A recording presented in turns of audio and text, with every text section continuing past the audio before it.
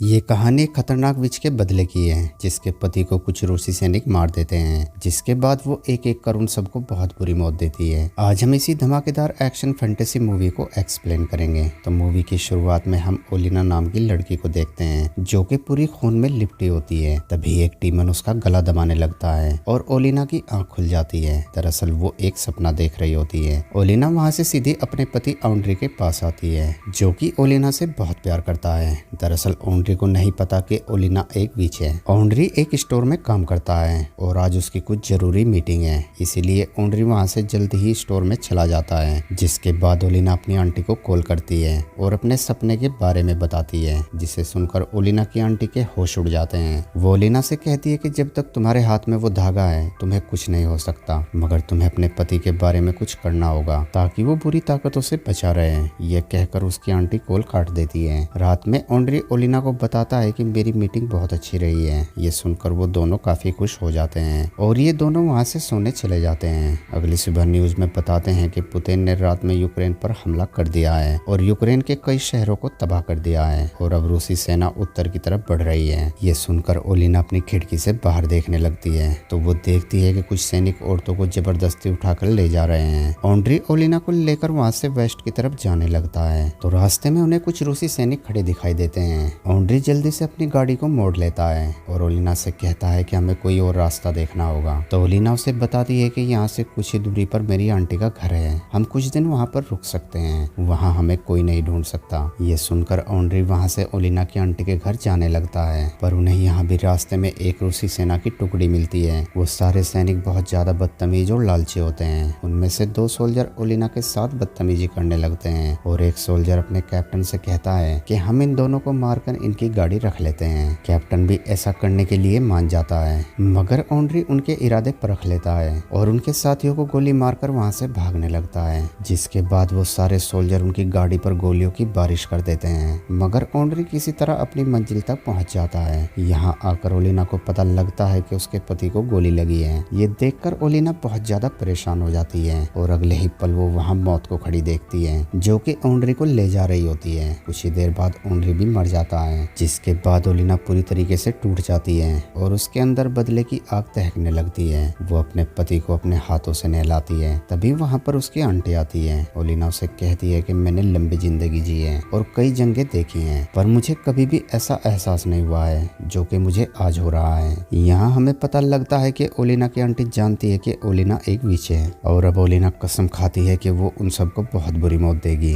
ये कहकर ओलिना वहाँ से एक तहखाने में आ जाती है और एक चाकू से उस धागे को काट देती है, जो कि उसे आम लड़की बनाकर रखता था। धागा कटते ही ओलिना अपने असली रूप में आ जाती है। उधर वो सैनिक गांव से खाना छीनने के लिए निकल पड़ते हैं और एक ओल्ड मैन के घर पर आ जाते हैं। वो ओल्ड मैन उन्हें बहुत समझाता है कि मेरे पास कुछ नहीं है, मगर वो सैनिक उसे मारकर उसके घर के अंदर घुस जाते हैं, जहाँ उन्हें उसकी बेटी मिलती है। तो वो लोग उस घर की सारी चीज चुरा लेते हैं और उस लड़की के साथ भी गलत काम करते हैं। बाहर खड़े सोल्जर बिना वजह के गाँव के घरों पर गोली चला रहे होते हैं। तभी वहाँ एक लेडी आती है जो उन्हें ऐसा करने से मना करती है, तो वो लोग उसे भी गोली मार देते हैं। जिसके बाद वो लोग उस लड़की और उसकी गाड़ी को लेकर अपने कैंप में वापस आ जाते हैं। वहीं ओलिना भी अपना खूनी जादू शुरू कर देती है और कैंप में अचानक एक सैनिक को खून की उल्टी होने लगती है, जिसके अंदर से एक मैसेज निकलता है जिसमें लिखा होता है कि ये जंगल ही तुम्हारी कब्र बनेगा। ये सब देखकर वो लोग हैरान हो जाते हैं। तो कैप्टन अपनी टीम से कहता है कि सबसे पहले इस लड़की को यहाँ से निकालो। ये सुनकर एक सैनिक उस लड़की को लेकर वहां से चला जाता है और कुछ दूर चलने के बाद रास्ते में फेंक देता है। तभी वहां पर ओलिना आती है और उस लड़की से कहती है कि अगर तुम्हें बदला लेना है तो मेरे साथ चलो, और उस लड़की को लेकर अपने घर आ जाती है। और घर आने के बाद ओलिना काली ताकतों वाले शैतान से समझौता करती है, जिसके बाद ओलिना और वो शैतान एक हो जाते हैं और इन दोनों के एक होते ही आसमान में एक जोर से बिजली कड़कती है और आसमान के सारे पक्षी अचानक मरने लगते हैं। जिसके बाद रात होने पर ओलिना रूसी कैंप में आती है और अपने जादू से एक सैनिक को बेहोश कर उसे मारने वाली ही होती है। तभी ओलिना उसके हाथ में एक फोटो को देखती है। वो फोटो उसकी पत्नी और बच्चे का होता है। ये देखकर ओलिना उस सैनिक के बारे में कुछ अलग सोचती है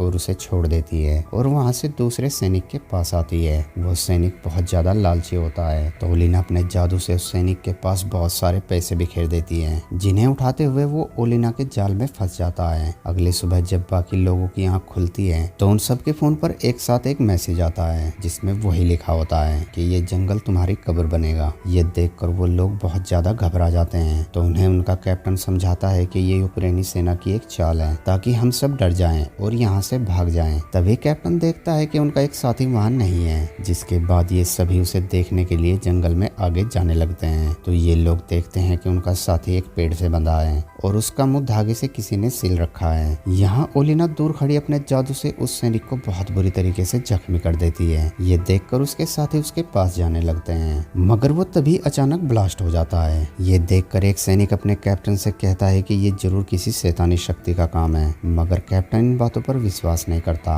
और वो उन्हें कहता है कि ये यूक्रेन सेना की एक चाल है। जिसके बाद ओलिना वहाँ से अपने घर आ जाती है और जो फोटो उसने उस सैनिक से लिया था उस पर एक जादुई धागा बांधने लगती है। तभी वहाँ पर उसकी आंटी आती है जो ओलिना से कहती है कि ये सब बंद कर दो, ये काली ताकतें तुम्हें अपने वश में करती जा रही हैं। मगर ओलिना उसे मना कर देती है। तो उसकी आंटी उसे कहती है कि मैं तुम्हें बहुत अच्छी तरीके से जानती हूँ, तुम ऐसी नहीं हो। यहाँ इनकी बातों से हमें पता चलता है कि ये औरत ओलिना की असली आंटी नहीं है, बल्कि ओलिना ने इसे वर्ल्ड वॉर 2 में बचाया था और उसे भी अपनी शक्तियों से एक विश बना दिया था, इसीलिए वो औरत आज तक जिंदा है। उधर जिस सैनिक के पास से ओलिना फोटो लेकर आई थी उसके फोन पर एक फोटो को भेजती है जिसमें वो देखता है कि उसकी पत्नी और बच्चे मर चुके हैं। ये देखकर वो बहुत ज्यादा डर जाता है और जल्दी से अपने कैप्टन के पास आता है और उसे सारी बात बताता है और कहता है कि मुझे अभी अपने घर जाना है, मगर उसका कैप्टन उसे मना कर देता है। ये सुनकर वो बहुत ज्यादा उदास हो जाता है। तभी ओलिना उसके पास बहुत सारे फोटो भेजती है जिन्हें देखकर वो सैनिक अपना आपा खो देता है और एक ट्रक लेकर वहाँ से भागने लगता है। जिसके बाद ओलिना उसे अपने वश में कर उसके हाथों उसके कई साथियों को मरवा देती है। कुछ देर बाद वो ट्रक अपने आप रुक जाता है। उसकी ये हरकत देखकर बाकी टीम को बहुत गुस्सा आता है और उसे ट्रक से निकालकर वो लोग बहुत मारते हैं। वो सैनिक अपनी टीम को सारी बात बताता है जिसे सुनकर कैप्टन उसका फोन देखने लगता है, पर अब फोन में कोई भी फोटो नहीं होता। तो उन्हें लगता है कि ये पागल हो चुका है और वो लोग उसे उसके हाल पर छोड़कर अपने दोस्तों को दफनाने लगते हैं। तभी अचानक जमीन में ब्लास्ट होने लगते हैं। उन्हें कुछ समझ नहीं आता कि उनके साथ ये सब क्या हो रहा है। इसी अफरा तफरी में एक सैनिक अपने साथियों से अलग हो जाता है और जंगल में दूसरी तरफ निकल जाता है। तभी उसे एक खौफनाक आवाज अपने पास बुलाने लगती है और वो अपने सामने उस लेडी की साइकिल को देखता है जिसे उसने गोली मार दी थी। अगले ही पल वो लेडी उसके सामने आ जाती है जो बहुत खौफनाक लग रही होती है। उसे देखकर वो सैनिक बहुत ज्यादा डर जाता है और भागते हुए एक गड्ढे में गिर जाता है। तब तक वहाँ पर कैप्टन भी उसे ढूंढते हुए उसके पास पहुँच जाता है। अपने कैप्टन को देखकर वो सैनिक राहत की सांस लेता है। कैप्टन उसे हिम्मत देने लगता है और उसके सर पर एक सिंबल बनाने लगता है और अगले ही पल हमें पता लगता है कि ये कैप्टन नहीं बल्कि कैप्टन के रूप में ओलिना है। ओलिना उस सैनिक का दिल निकालकर वहाँ से चली जाती है। तब तक बाकी टीम भी अपने साथी को ढूंढते हुए उसके पास पहुँच जाती है और उसे देखकर बहुत ज्यादा हैरान हो जाती है। वहीं ओलिना की आंटी उसे एक बार फिर से समझाती है तो ओलिना उसे गुस्से से कहती है कि जब तक मेरा काम नहीं होगा मैं यहाँ से नहीं जाऊंगी। वहीं रूसी टीम अपने कैप्टन से कहती है कि ये जरूर किसी चुड़ैल का काम है। ये सुनकर कैप्टन को बहुत गुस्सा आता है। वो अपनी टीम से कहता है कि ये सब बेकार की बातें बंद करो, आज रात हम में से कोई भी नहीं सोएगा। ये जो कोई भी कर रहा है हम उसे आज रात पकड़कर उसे मार देंगे।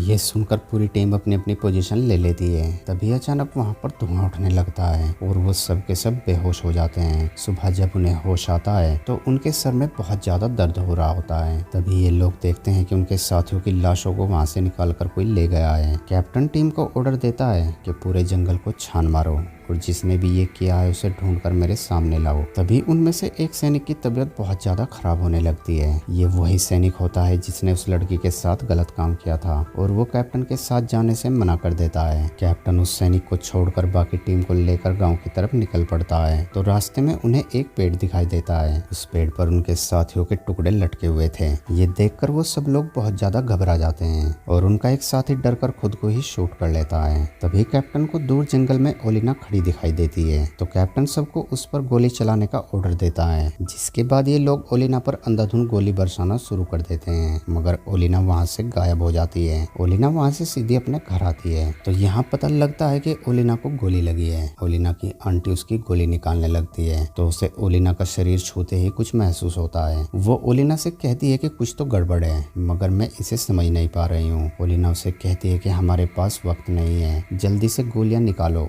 और यहाँ से कहीं दूर चली जाओ, क्योंकि वो लोग किसी भी वक्त यहाँ आ सकते हैं। वहीं वो सैनिक उसी लड़की के पास आ जाता है जिसके साथ उसने गलत काम किया था। उस सैनिक की हालत बहुत ज्यादा खराब होती है। वो लड़की उसे मारने के लिए कुल्हाड़ी उठा लेती है, तो वो सैनिक उस लड़की से अपनी जान की भीख मांगने लगता है। लड़की उसकी हालत देखकर रुक जाती है, मगर वो सैनिक उस लड़की को शूट करने की कोशिश करने लगता है, पर इस बार वो लड़की उस सैनिक को मार देती है। उधर कैप्टन को रास्ते में खून की कुछ बूंदें दिखाई देती हैं, तो कैप्टन अपनी टीम से कहता है कि उस तक पहुंचने का रास्ता मिल गया है। तभी एक उनका साथी अपने कैप्टन से कहता है कि ये उस विच की चाल है, ताकि हम सब इसके जरिए उस तक पहुंच जाएं और वो हम सबको मार सकें, मगर मैं उसके जाल में नहीं फंसूंगा। ये कहकर वो वहां से घर जाने लगता है, तो कैप्टन अपने साथी को ही शूट कर देता है। ये देखकर बाकी टीम बहुत ज्यादा डर जाती है और ना चाहते हुए भी कैप्टन के साथ चल पड़ती है। और कुछ देर बाद आखिरकार ये लोग ओलिना के घर पर आ जाते हैं। कैप्टन अपने 2 आदमियों को बाहर खड़ा कर खुद अंदर चला जाता है। बाहर जो 2 सैनिक खड़े थे, ओलिना उन पर अपने जादू कर उन्हें आपस में लड़वा देती है और उनमें से एक साथी अपने साथी को गोली मार देता है। वहीं कैप्टन उसी तहखाने में आ जाता है जहां उन्हें एक जादुई आईना दिखाई देता है, जिसे देखते ही एक सैनिक का चेहरा अचानक जलने लगता है। कैप्टन उससे डरकर उसे गोली मार देता है, जिसके बाद वहां पर ओलिना आती है और कैप्टन पर हमला कर देती है। वो कैप्टन को मारने वाली ही होती है, तभी ओलिना की आंटी वहां आ जाती है, जो ओलिना को बताती है कि मुझे पता चल गया है कि मुझे वो एहसास क्यों हुआ था, क्योंकि तुम प्रेग्नेंट हो। ये सुनकर ओलिना अपनी आंटी से कहती है कि अब मैं क्या करूं, इसे माफ कर दूं, और कहती है कि ऐसे लोगों को मैं कई बार माफ कर चुकी हूं, लेकिन वो फिर से आ जाते हैं और हालत पहले से भी ज्यादा खराब हो जाती है। इस पर ओलिना की आंटी उसे कहती है कि तुम्हें इसे माफ करने की जरूरत नहीं है, हमारे पास और भी तरीके हैं। ये सुनकर ओलिना कैप्टन को अपने जादू से पागल बना देती है और जंगल में छोड़ देती है, जहाँ पर यूक्रेन सेना आकर उसे पकड़ लेती है।